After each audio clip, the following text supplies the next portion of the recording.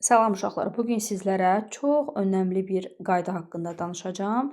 Tabeçisizlik əlaqəsi və tabelik əlaqəsi. Məsəl üçün 11-ci sinifin konkret qəbul suallarından 100% düşmə ehtimalı olan sualdır. Ona görə diqqətlə baxırsınız. Məsəl üçün bizə nümunə verəcək, deyəcək hansı cümlədə sintaktik əlaqənin hər iki növündən istifadə olunub. Yəni nədən? Həm tabeçisizlik əlaqəsi var orada, həm də tabelik əlaqəsi olmalıdır hər iki növ deyəndə. Baxırıq uşaqlar, yadda saxlayın. İstənilən cümlədə %99 hallarda bir-iki dənə istisna çıxmaqla sizə düşən variantlarda konkret deyəcəksiniz ki, hər cümlədə tabelik əlaqəsi var. Konkret.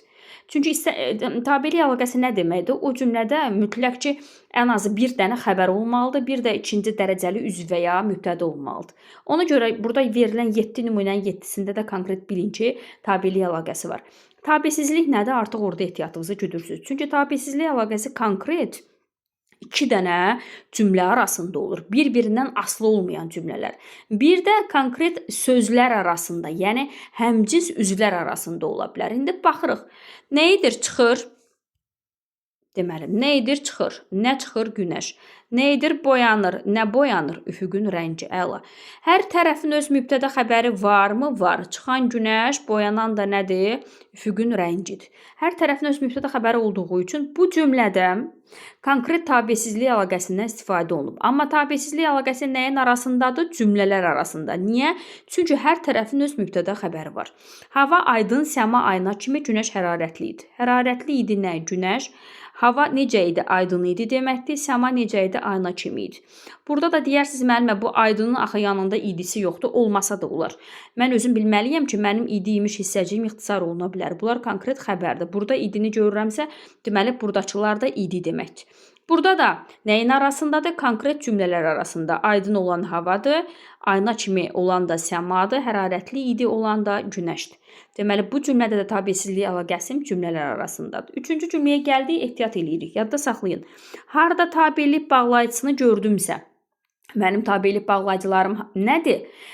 Deyirik, aydınlaşdırma bağlayıcısı ki, belə ki, və yaxud da əgər hərgah madam ki, bir halda ki, şərt bağlayıcıları, güzəşt bağlayıcısı hərçənd ki, bir də səbəb bağlayıcısı, konkret səbəb bağlayıcılarımız hansı idi? Çünki ona görə ondan ötürü ki, bu bağlayıcıları harda görürəmsə, burada deyirəm ki, mənim tabelik əlaqəm var uşaqlar. Yadda saxlayın. Tabelik bağlayıcıları tabelik əlaqəsində istifadə olunur. Tabeçisizlik bağlayıcısı isə tabeçisizlik əlaqəsini yaradır. Məsəl üçün, bayırda qar yağır. Nə yağır? Qar. Nə yaranırdı? Mənzərə. Hər tərəfin mübtədə xəbəri varmı? Var. Deməli, bu cümlədə də hansı əlaqə var? Tabeçisizlik əlaqəsindən istifadə olunub. Nəyin arasındadır? Cümlələr arasında. Yağış güclənir. Nə güclənir yağış? Zəifləyən də nədir? Yenə yağışdır. Aha, artıq burada əlimi saxlayıram. Çünki niyə? Buradakı tabeçisizlik əlaqəm cümlələr arasında yox, həmcins üzvlər arasındadır, xəbərlər. Baxın. Yağan da, zəifləyən də yağışdır, güclənən də yağışdır. Buradakı əlaqəm konkret, həmcins üzvlər arasındadır. Yəni, cümlə üzvləri arasındadır. Bir adı da budur. Müəllimlər bəşəriyyətin çırağıdır. Nurudur, çırağıdır. Kimlər?